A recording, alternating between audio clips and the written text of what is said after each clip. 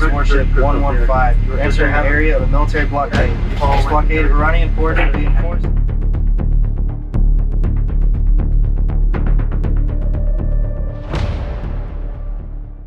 नमस्कार, आप देख रहे हैं एनएमएफ न्यूज में आपके साथ शब्द।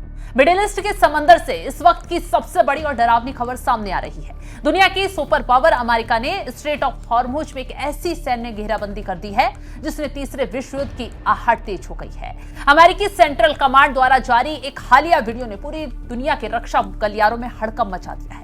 यह वीडियो कोई सामान्य सैन्य अभ्यास का नहीं है, किसी एक जहाज पर कब्जे का नहीं है, बल्कि एक खुला अल्टीमेटम है ईरान के लिए भी और ईरान के साथ व्यापार करने वाले हर उस मुल्क के लिए भी जो अमेरिका की आंखों में आंख डालकर हॉर्मुज के रास्ते पर आगे बढ़ने की कोशिश कर रहा है। समंदर की लहरों के बीच तनी हुई अमेरिकी गन मशीनों और आसमान में मंडराते गनशिप हेलीकॉप्टर चीख चीख कर कह रहे हैं अब हॉर्मुज का रास्ता सिर्फ और सिर्फ वॉशिंगटन के इशारों पर ही खुलेगा। इस नाकेबंदी ने न सिर्फ ईरान की आर्थिक धड़कनें रोक दी है, बल्कि चीन जैसे देशों की रातों की नींद भी उड़ाकर रख दी है। अमेरिका ने साफ कर दिया है कि अब यहां पर डिप्लोमेसी नहीं, सिर्फ और सिर्फ डिटरेंस चलेगा। युद्ध की विभीषिका को दर्शाते इस वीडियो में साफ देखा जा सकता है कैसे एक अमेरिकी हेलीकॉप्टर मौत बनकर एक विशाल मालवाहक जहाज के ऊपर मंडरा रहा है।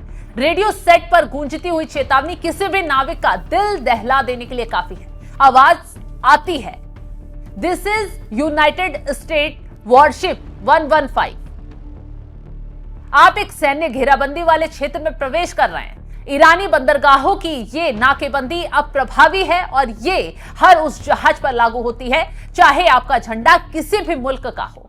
ये शब्द महज चेतावनी नहीं, ये सीधे सीधे हमले का पूर्व संकेत है कि यदि किसी भी जहाज ने इस घेरे को तोड़ने या भागने की कोशिश की तो अमेरिकी सेना उसे बलपूर्वक रोकने में संकोच नहीं करेगी। तो जो सेंटकॉम की रिपोर्ट आई है उसके मुताबिक अब तक 27 कमर्शियल जहाजों को समुद्र के बीच से ही खदेड़ दिया गया है या फिर उन्हें वापस ईरान तटों की ओर मोड़ने पर मजबूर किया गया है। अंतर्राष्ट्रीय कानून के विजिट एंड सर्च क्लॉज का हवाला देकर अमेरिका अब ईरान जाने वाले रसद और तेल की एक बूंद पर पहरा कर रहा है। लेकिन दुनिया की इस सबसे व्यस्त ऑयल लाइफलाइन पर मचे इस कोहराम का दूसरा पक्ष और भी खतरनाक है।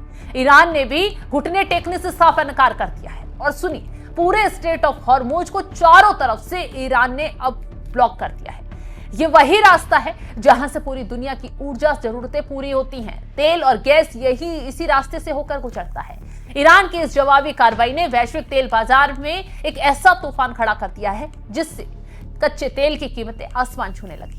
ईरान इस वक्त अपनी भौगोलिक स्थिति को एक हथियार की तरह इस्तेमाल कर रहा है ताकि वो अमेरिका को बातचीत की मेज पर झुकने के लिए मजबूर कर सके। समंदर में मची इस अफरा तफरी का असर सीधे तौर पर आम आदमी की जेब और दुनिया भर की अर्थव्यवस्था पर पड़ रहा है। ये सिर्फ अब दो देशों की जंग नहीं रह गई है, बल्कि एक ग्लोबल इकोनॉमिक क्राइसिस में तब्दील होती दिख रही है। हॉर्मुज में जारी इस भीषण तनाव के बीच कल यानी 22 अप्रैल को इस्लामाबाद में होने वाली शांति वार्ता अब पूरी दुनिया की निगाहें इस पर टिकी हैं। एक तरफ जेडी वेंस पाकिस्तान आने वाले हैं, दूसरी तरफ ईरान ने पाकिस्तान आने से साफ इनकार कर दिया है, जिसके बाद ट्रंप ने सीधी चेतावनी जारी कर दी, अगर ईरान नहीं आया तो अब आखिरी प्रहार होगा और ऐसा होगा जो ईरान को पूरी तरह खत्म कर देगा। अब बातचीत होगी या नहीं होगी, इस पर दुनिया की निगाहें टिकी हैं। इंतजार किया जा रहा है क्योंकि इस युद्ध का असर पूरी दुनिया पर गंभीर तरीके से पड़ रहा है और सबसे ज्यादा तो हॉर्मुज स्ट्रेट से गुजरने वाले जहाजों पर और तमाम देशों पर। खैर, अमेरिका की आर्थिक चोट और नौसैनिक दबाव ने ईरान को एक ऐसे मोड़ पर लाकर खड़ा कर दिया है जहां से वापसी का रास्ता मुश्किल नजर आता है। खैर, अब क्या होगा, हॉर्मुज की ये लहरें किसी बड़े विनाश की गवाही बनेगी या शांति बहाल होगी, ये देखने वाली बात होगी। फिलहाल इस खबर को लेकर आप क्या कुछ राय रखते हैं, कमेंट बॉक्स में जरूर बताएं।